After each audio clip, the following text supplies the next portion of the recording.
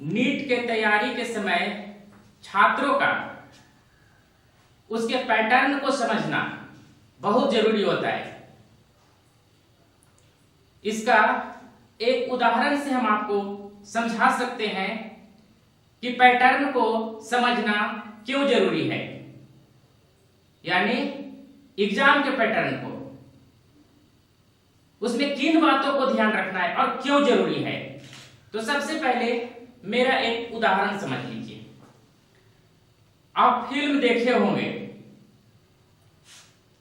जब कोई भी आर्मी दुश्मन पे अटैक करने जाता है तो सबसे पहले क्या पता करता है? जब आप दुश्मन के खेमे में जाने वाले हैं और आपके पास क्या क्या है, क्या क्या है का मतलब आपके पास कितने सैनिक हैं, क्या गोला बारूद है, क्या इक्विपमेंट्स है। आप जब दुश्मन के छावनी पर नजर डालते हैं तो सबसे पहले पता करते हैं कि किस जगह पे कितना सैनिक है। अगर आपके पास 5 सैनिक हैं और सामने वाले के पास कई टुकड़े हैं, किसी में 10 है, किसी में 20 है, किसी में 50 है, तो बुद्धिमानी यही कहता है कि पूरे स्ट्रैटेजी को समझिए, कहां पर अटैक पहले करना है।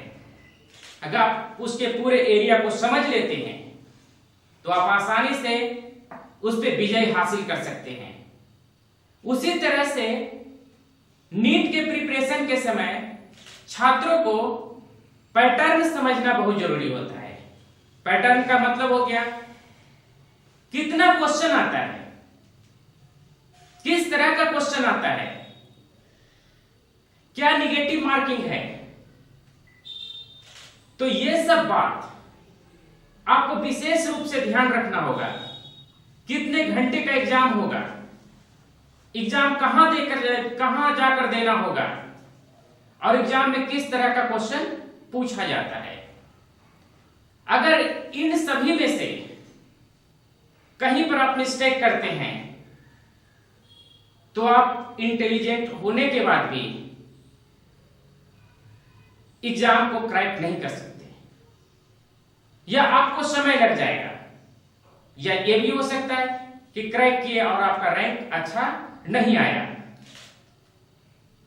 दूसरा एग्जांपल समझ सकते हैं कि जब कोई फाइटर विपक्षी से लड़ता है तो उसके सबसे कमजोर पॉइंट को जानता है।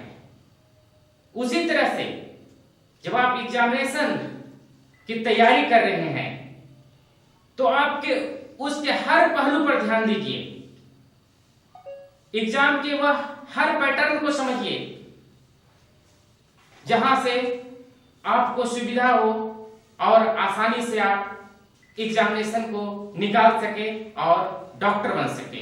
तो ये था पहला टिप्स, एग्जाम के पैटर्न को समझने।